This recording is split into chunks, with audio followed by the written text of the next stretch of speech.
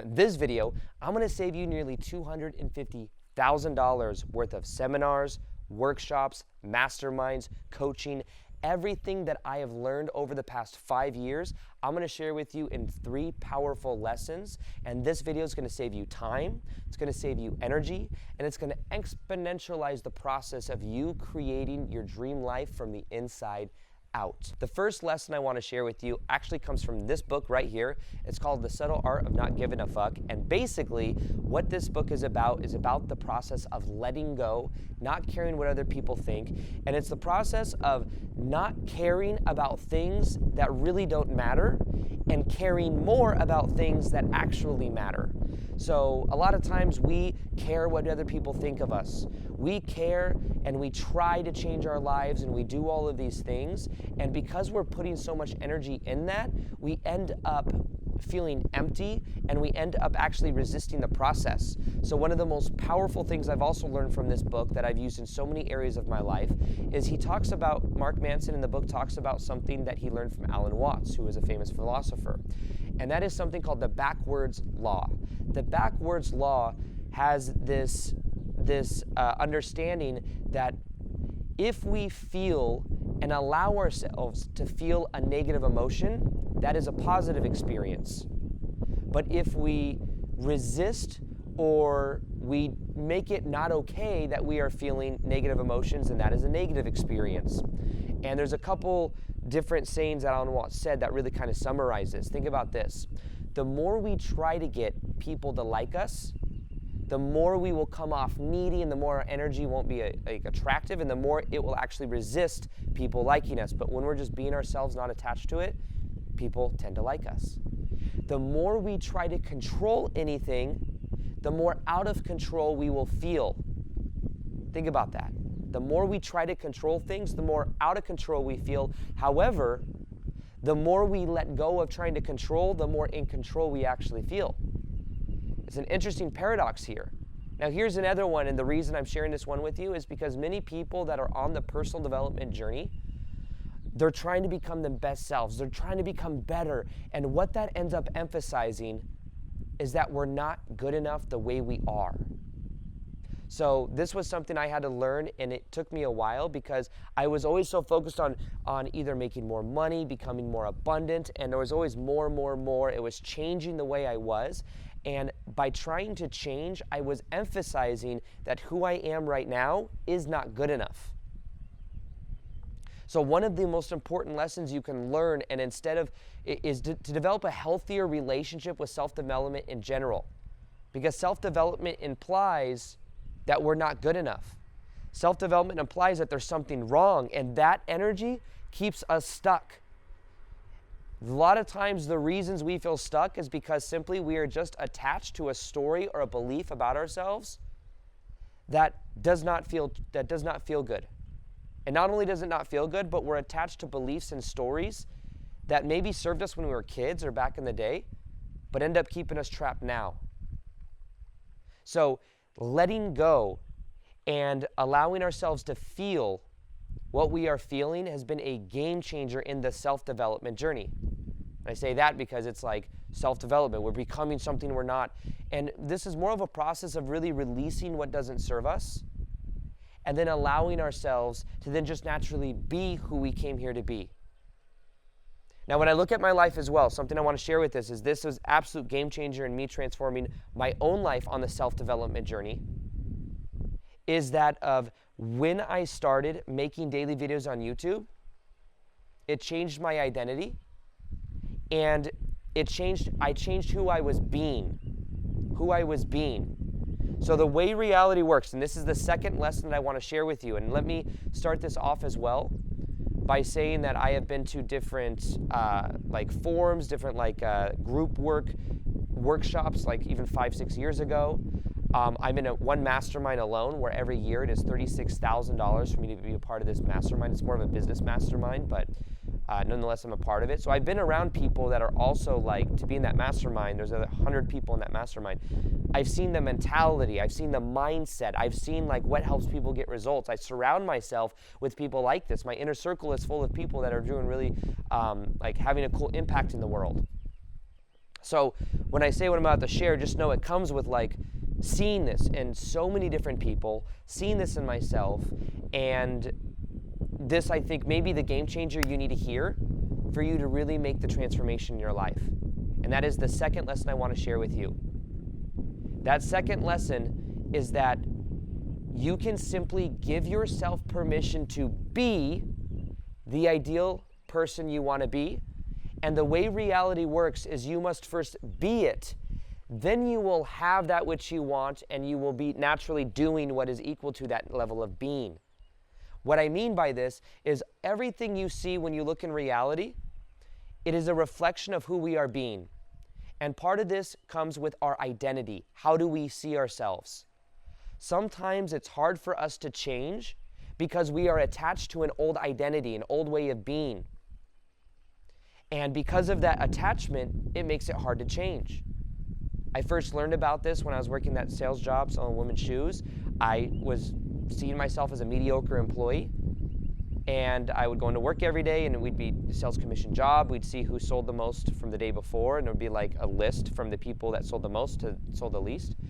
And I realized I asked my question. There's this book called Psycho-Cybernetics, and it's a very powerful book that talks about self-image and how until we change our inner self-image, our outer reality doesn't change. But when we change our inner self-image, everything changes.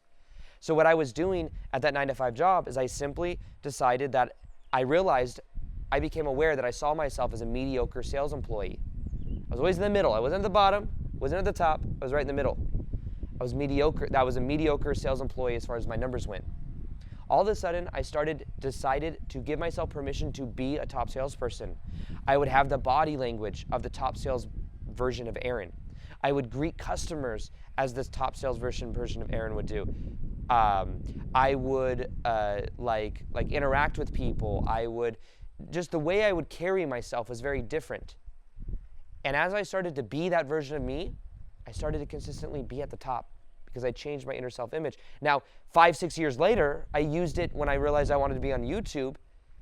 And what I did is I just simply decided that I am a YouTuber now. I make daily videos.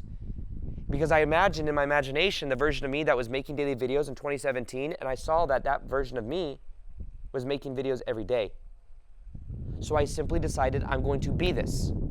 Didn't have a coaching degree, didn't have any type of college degree, I didn't have anything. I just started making videos because I was on this self-development journey, and I was so passionate about learning things that I just decided that I'm good enough to share this with people.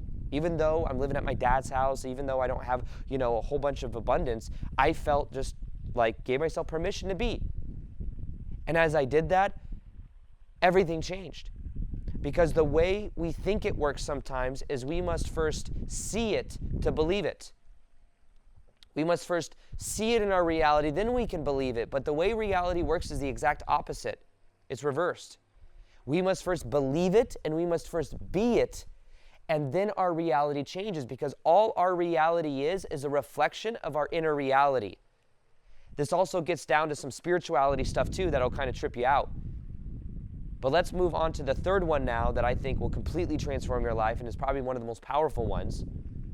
And that is that everything in our life, everything, has zero built-in meaning other than the meaning we give it. Now, there are so many books that talk about this that it is crazy. One of my favorite books is Awareness, right here. This is something that I've learned at I paid $6,000 to go to a Tony Robbins conference called Date with Destiny. I have been through 2 or 3 different, what do they call it, group awareness trainings, where it's like you do this group work and stuff like this. And basically, what we've come to learn is, I'll tell you a little story about this and how you can apply this in your life. But basically what happens is everything has zero built-in meaning other than the meaning we give it. For example, I'm in Austin, Texas, and as you can see, it's very cloudy today. It may rain today. Actually, it shows there's going to be a 100% chance of rain at a certain point. I cannot tell you how excited I am about this. Do you want to know why? I just moved into this house yesterday. I move into this house, and basically what happens is there's this rainwater tin. It's like 30,000 gallons of water. Basically, it rains, and off the roof, It collects the water, so it's like really good water. I don't have like a sewer system, or not a, what do you call it? Like the plumbing doesn't come in from the city, so it's like really good water. Basically, I moved in a couple days ago, and the last owner filled it up barely, just a little bit, before he moved out and sold me the house, and then I had to fill up the pool. So I fill up the pool, and then yesterday I go to take a shower and wash my hands and stuff, and there's zero water. I'm like, oh my God, there's no water. However, I look, and then I set the intention yesterday that it rains today. And also checked the thing, and it showed that there was like a 30-40% chance of rain. But it was kind of cool, because then I set more intention with my assistant who's here helping me get all set up and everything. And basically, it's going as a 100% chance of raining today. I'm excited because now I'm going to have water. So that meaning I give it actually excites me. But you might have people over here. Maybe someone's doing construction on their house. And if it rains, it's going to screw up the concrete they just poured. It's going to screw something up. Well, they may generate negative emotion because of the meaning they give to that. And even think of this, there could be two workers and one person that wants to go home early or not deal with whatever they're doing today, so he's excited for it to rain so he can go home, and the other one's mad because they got to get the project done. And he's like, do you see what I mean? There's as many meanings we could give to a rainy day as there are people. But the same thing works with our past trauma, with past things that we have gone through. I learned this at a large group awareness training that I went to before, even like during my spiritual awakening. And it was incredible because we were talking about how our stories create our life. And there was this Venn diagram. And on one side, we had what happened. It said, what happened? And we talked about what happened when you were a kid, what happened with your trauma, what happened. And then the other side was our story we tell ourselves about what happened. And these two things overlay. And what you'll notice is most of the things that hold you back in your life, most of the things that keep you stuck are not rooted from what actually happened. They're rooted in the story you tell yourself about what happened. And that story is what we stay attached to. And we have a story about love. We have a story about emotional intimacy. We have a story about emotional availability. We have a story about that of how we show up in the world, whether we can start our side project or our business. We have a story that is keeping us stuck because we've attached to it and we've kept it active. And what we must do to really transform our life more than anything else is learn how to become aware of that story and then how to simply let it go. In order for us to really transform our lives more than anything else, we must let go of old stories and decide to be present to this moment right now. And one of the ways we can do that is by following our passion. Even in that mastermind that I'm in, it's a business mastermind I pay $36,000 a year for.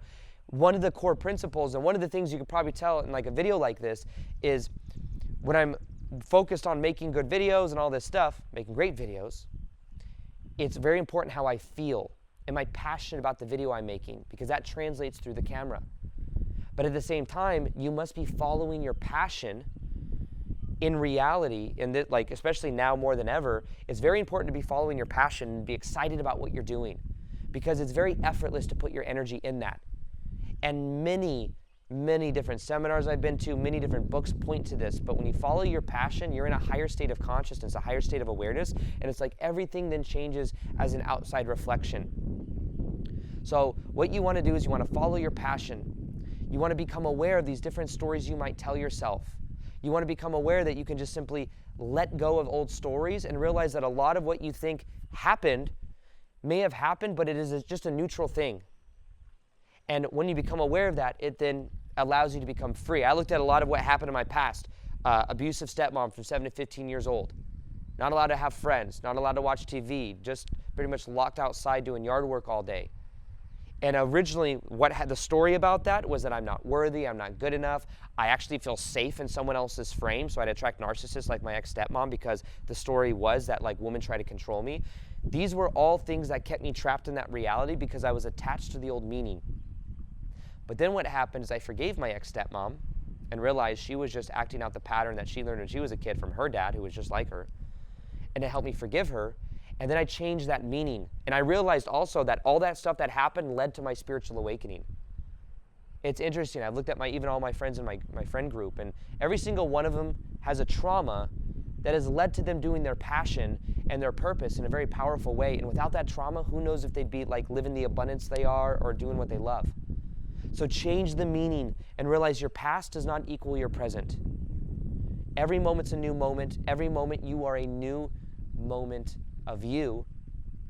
And you can just decide, this is who I am right now.